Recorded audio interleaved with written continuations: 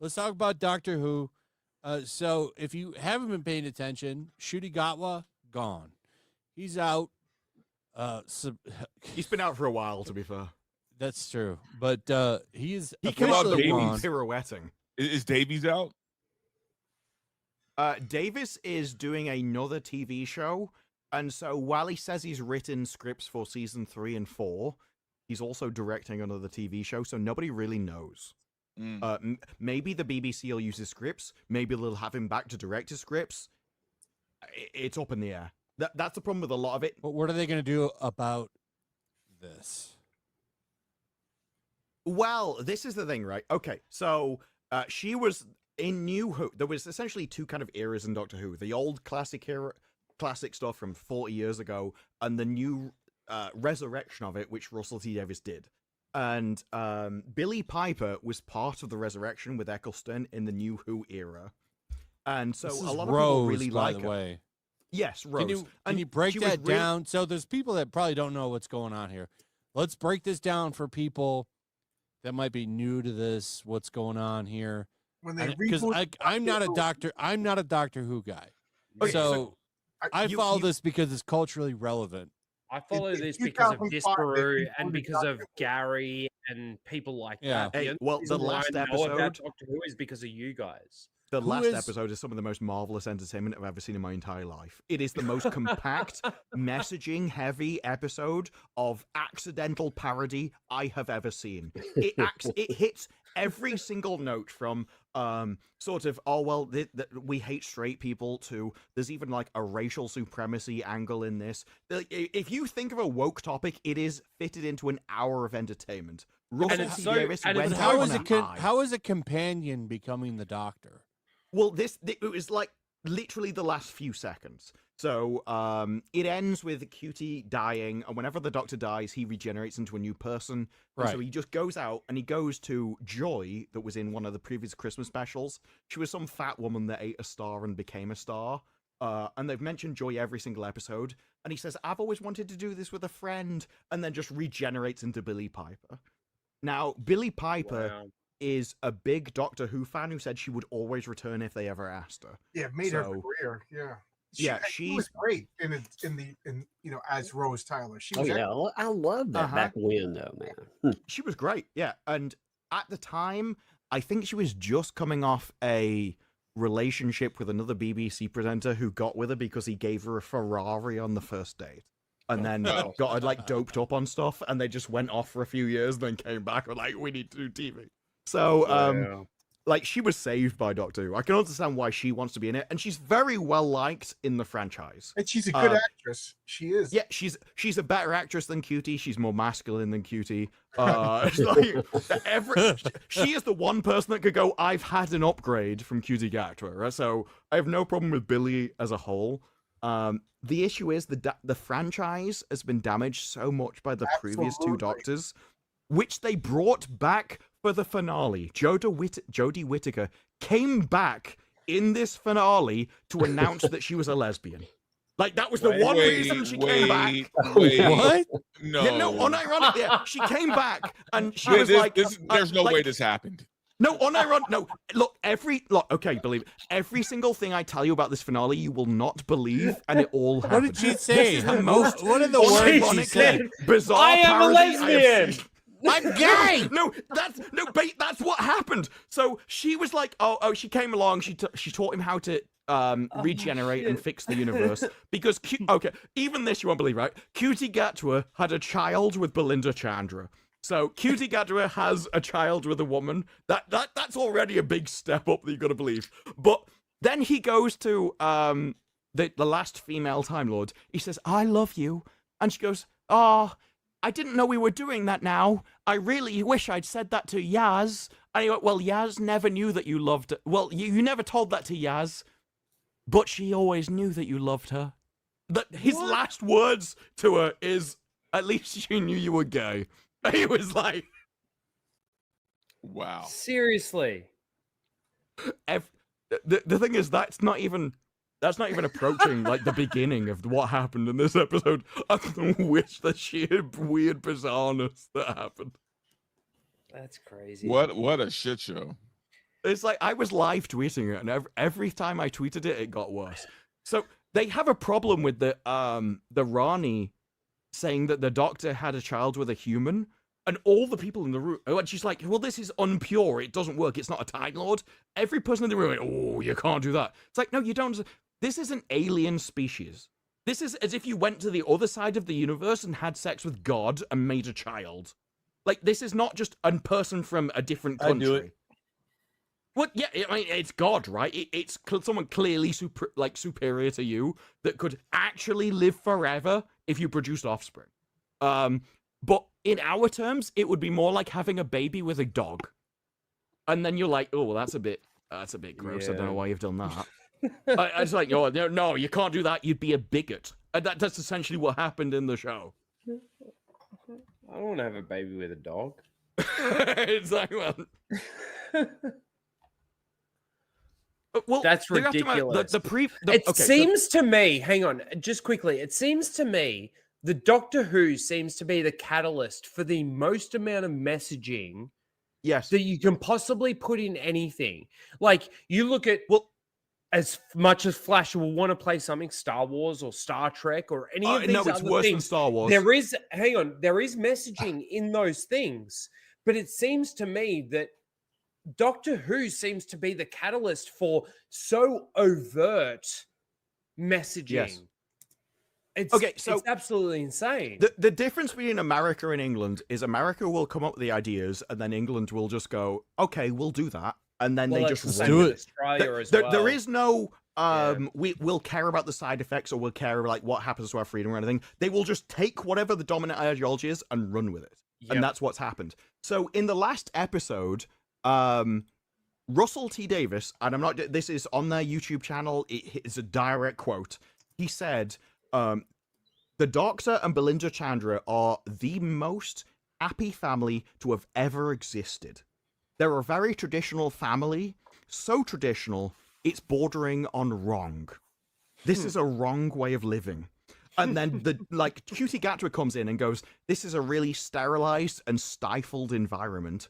And when Rogue appeared, it was like a monster, his life awakened within him and he broke free. And all they were talking, essentially saying traditional English culture is wrong, evil, and actually morally incorrect. And Cutie Gatwa was so gay that he could break free of a god's power to make him not be straight anymore. Is legitimately the plot of the show. Wow. So now Billie Piper is going to be a lesbian. I mean, they've kind of already done that though with Jodie Whittaker. So she'll be straight. So right back to that God's power. Well, no one's really sure, because if Russell, this is a Russell T. Davis problem, right? He was the one that resurrected Doctor Who after the big original break. And so when he said he was coming that's back, what's crazy about this to me is this guy was hailed as this greatest Doctor Who writer. He came back and he just ran into the ground. And it was him and Russell T. Davis, and both of them returned, and they weren't the same people that they were in 2004, basically. What are you gonna say, John? I say, and the show was really good. You know, I love the Chris Eccleston run. The Tennant run was good. Matt Smith run. I liked Peter Capaldi as the Doctor, but his material has started to be bad. And I stuck with Jodie Whittaker just because I'm an anal retentive person and I have to finish what I started. But like I said, once they had that big fat woman, I'm the Doctor. And I've watched all the Doctor Who's from the beginning. Once I got into Doctor Who, I had to go back with the first Doctor and watch them all. You know, I'm to cleanse the palate. So now I feel like I wasted all my time. Well, Peter Capaldi is a genuinely amazing actor that anyone would be. He was excellent. You would be incredibly lucky to have him in your show, and he was a Doctor Who fan since essentially birth. When he was a child in single digits, he wrote fan club messages to the Doctor Who franchise. This is how long this series has been going for decades upon decades, and they had him and they ruined him because of the scripts. in this episode, it has a line where Doctor Who, he has this, you know, in superhero movies, there's like this badass moment where they may be getting beaten down or something, but there's suddenly I'm not going to take this anymore, I'm going to stand up to you kind of moment, and suddenly everything changes up, beating the crap out of people. Well, in this episode, Doctor Who has that, but he takes his traditional English suit off, drops it on the ground, and puts on a sundress. And when he's standing there in his dress, he walks out to everybody, and this woman goes, "What are you wearing?" And he looks at her and proudly says, "The future." And then immediately starts to kick ass when he's wearing his skirt that he transitions into.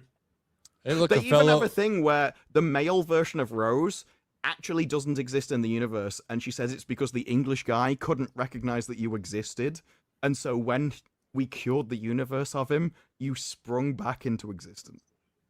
A mayo jar, fellow Australian. 20 says, look, Doctor Who always surpasses expectations on how bad it can get.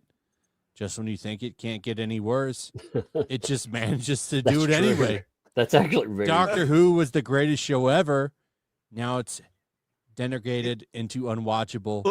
It is such a shame because it really was like an amazing show. Like even the old black and white shows when they had cardboard walls and, you know, the sets were primitive. The acting was always good and the writing was always good. You know, the Hartnell series, as limited as they were, they took it seriously. These were really well-trained actors and it was fascinating to watch them. Now it's now they have sets. They almost look like movies. The sets and the Disney money. And isn't that because like Disney or something like got the rights or something to like stream it? Yeah, that's why it has more money. Yeah, over here, I don't know what it's like in America. You know, it even went beyond good. It even went beyond good, though. I have a question though, because I don't know anything about Doctor Who. So why is everyone surprised about this blonde lady playing the Doctor or whatever the hell's happening? She's a companion. Well, she's a previous companion. Yeah. So every Doctor big one has a too, companion. by the way. Yeah, she was one of the main. She was part of her name's Rose. Part of the remake. Yeah, the companion is like the human. It's the human audience. So the Doctor is the most intelligent person in the universe, and the companion is there for him to mansplain to, essentially, about. Look, I know you're stupid, but this is what's actually going on, and you're like, oh, I understand because I'm the audience and I'm thick as well. I just love the way you worded it with man. No, it is true though. Like this is the point. Like the woman only exists because she's so thick. You're like, oh, at least she was there, so I know what's going on now. And she had a great story arc. You know, they she's great. Yeah, her ending all the way from the beginning, and it really worked. It was excellent. So everybody loves her.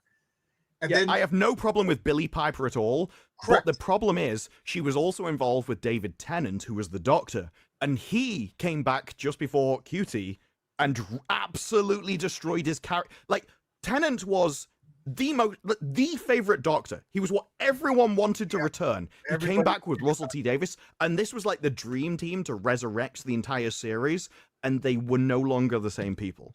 And so once you destroyed Tennant and Tennant's reputation, now you've got Billie Piper. It's like, oh, you're going to destroy her as well, are you? You're just coming for everything that I care about. Hey, let's get verbal out. Yeah, sorry guys, I got to take off, but it's fun. It's always fun hanging out with you.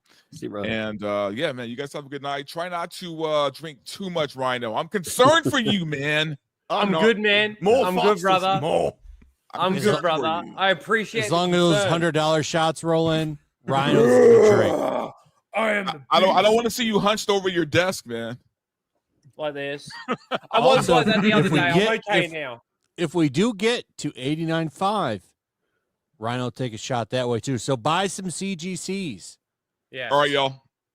Later, Verbal. Later, dude.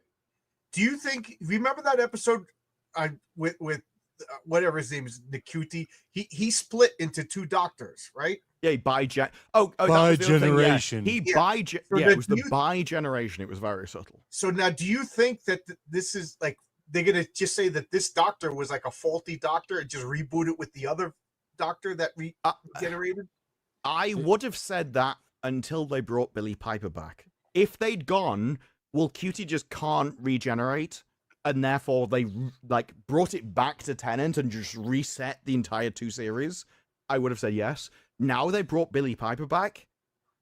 I think it depends on whoever they hire next. I think what they've done is they've left it deliberately open, and it's like, this is what we want to happen. But if they bring someone else on that wants to change it, it's open enough that they can just do whatever they want with the series. Now, like, I mean, anything's a step up from what they've been doing, but it's been established. Yeah, Piper's better than Cutie. It's been established that the Doctor selects faces from his past. Even as far as the second Doctor, he selected what he looks like. Mm-hmm. You know, when he regenerated. You know, is that how it works? They can't it was random. I'm not an expert in this shit, so I don't know. Well, there's been comments before about how they can select things from their past or faces that they happen to. There's been lots of Doctors that were previously featured in an episode. Right, so even Capaldi was like a random character in a previous episode. It's not unknown.